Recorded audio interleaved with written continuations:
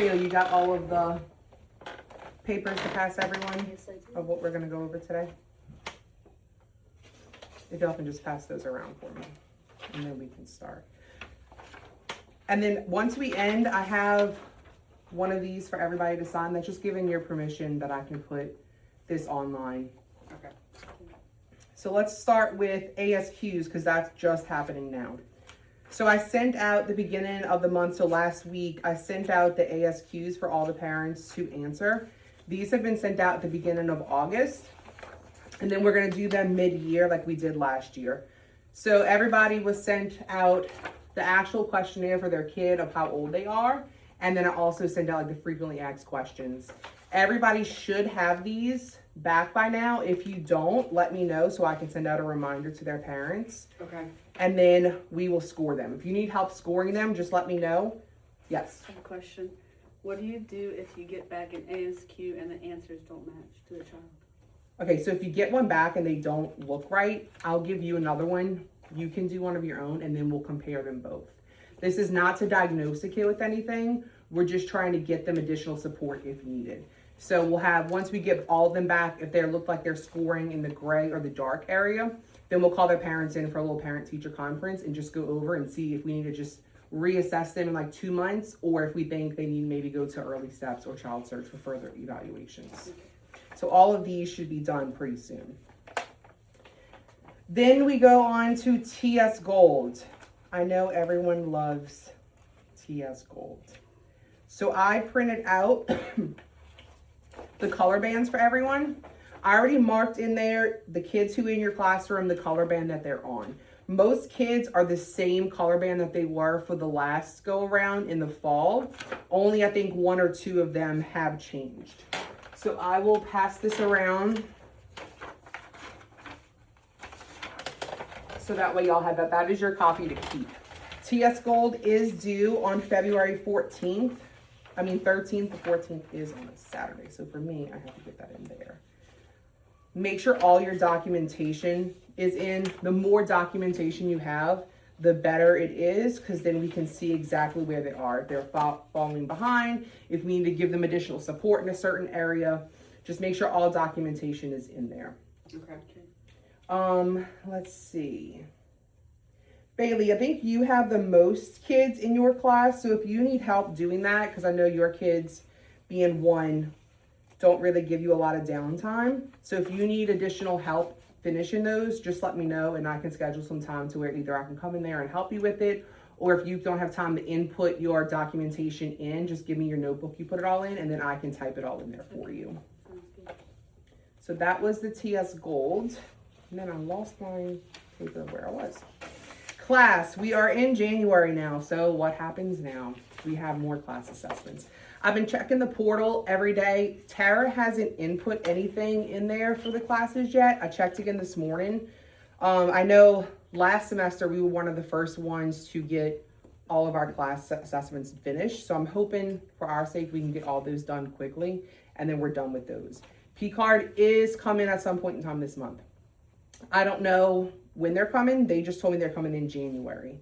So I would assume they'll be here in the next 2 weeks. Joette is available if anyone needs assistance with class. I know she's been working with a couple of you, helping you get your rooms organized, going over the scoring for class, and helping any additional support. Anybody have any questions on class? No. Okay. Kidkare.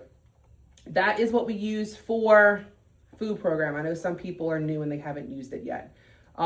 Make sure that when your kids are here, you're marking all of their meals in there. That gets submitted to state at the end of the month, which they recently changed it. Now it has to be submitted every week by Sunday at midnight. So I need to make sure everybody's is in there and that you're calculating it right. Am I still marking them if they come in late and feeding them? So if a kid comes in late and they are hungry, we're still gonna feed them. But the breakfast time on there is only from 8:30 to 9. So if they come in, let's say after 9 o'clock, we can't mark them on the Kidkare app and claim it as a meal for, then they reimburse us, but still feed them, just don't mark it on there. Same thing with lunch. Like if they were at a doctor's appointment, they come in after, but you still fed them lunch, they can still give it to them, don't mark them. If they leave early, don't mark them that they had snack. Because if they didn't have the snack, we can't claim it as that they had the meal. Okay. Procare. Make sure everyone is still putting daily observations in the Procare app. That is required by state. I checked yesterday because I like to go in and check randomly. Everybody did great. I didn't see a single kid who didn't have an observation in there. For infants, Michaela, make sure that all the infant bottles are being put in. I know you usually do a good job about that, but that helps the parents in the afternoons see when they were last fed, so that way they can calculate that for their afternoon feedings once they leave here. Diaper changes need to go in there as well. And then also, if they're potty training, you don't have to put when they went to the potty unless their parents ask. If the parents want to know when they went to the bathroom or how they're doing, please make sure that gets put in there. And then any information that the parent might need to know, if they need extra diapers, if they need more wipes, change of clothes, anything like that, make sure that goes into Procare. That also helps us have documentation as well. What about their naps? Do we have to put those or no?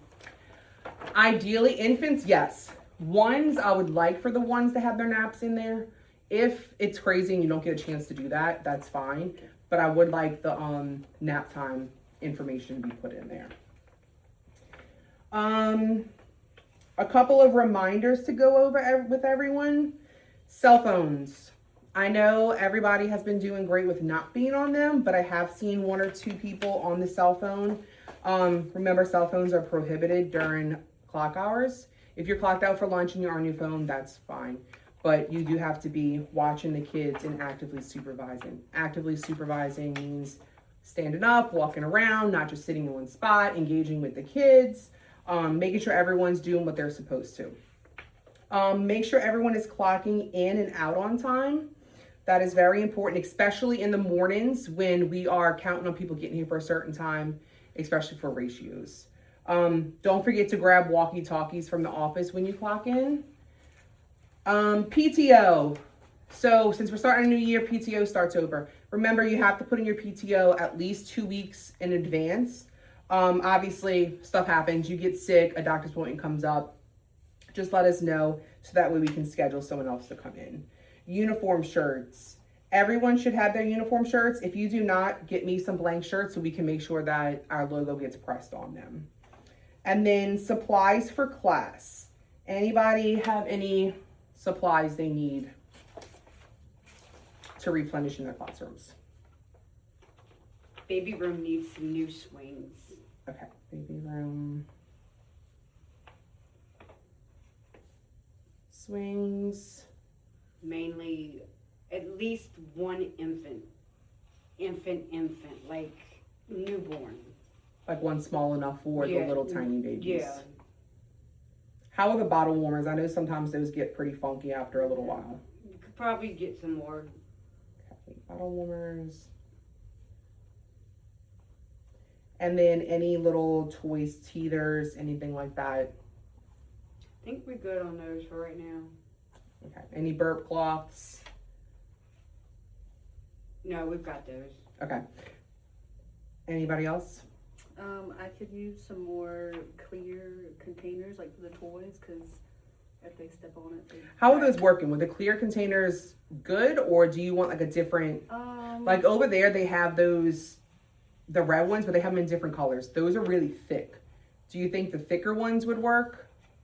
I feel like those may be more sturdy than the other ones, just because they tend to crack easily and. Right. Yeah. That's what they're for me. Containers. I know we need more crayons. Do your kids work better with the thinner crayons, or do you want the chunky They ones? use the chunky ones better than the little ones, like the jumbo crayons. In the 2s and 3s, we need some Play-Doh. Play-Doh. Yeah, that'd be a good idea.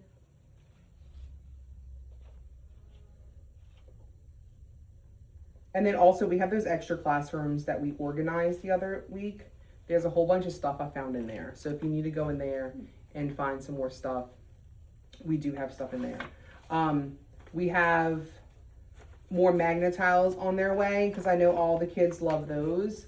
And then I'm looking to get, for the ones, some more like little push outdoor toys for them to play on. And I know we definitely need more stuff for the playroom for them to climb on. So that way they have another spot to get their energy out. Let's see.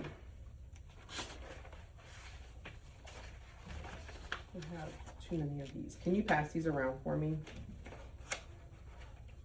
This is just the ASQ questionnaire for the parents, but that on the back of that one has the frequently asked questions, so you can go over those just in case they ask you any questions. But you can always direct them to me. I have all the answers for them for that. Let's see, what else did we not go over today? Oh, then here is the awards program consent form for you to sign. Pass that one out for you to sign.